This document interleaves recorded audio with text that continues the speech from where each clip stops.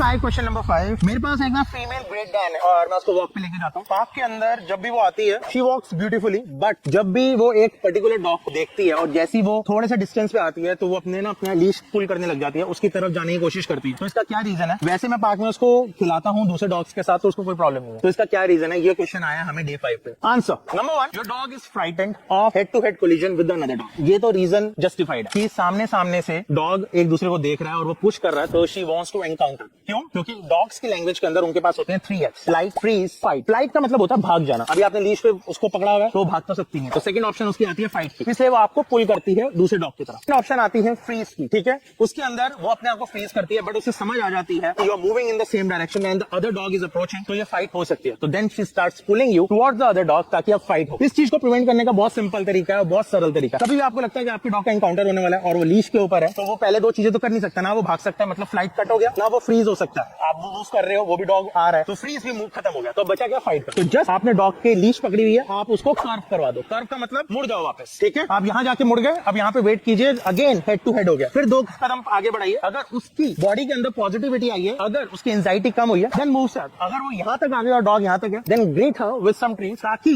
वो कंफर्टेबल हो जाए इस सिचुएशन के लिए। याद रखिए, अगर डॉग अपने रियर एंड से एक दूसरे को सूंघते हैं तो it is very normal, but अगर हेड टू हेड कोलिजन हो सकता है तो इसका मतलब फाइट होने ही वाली है।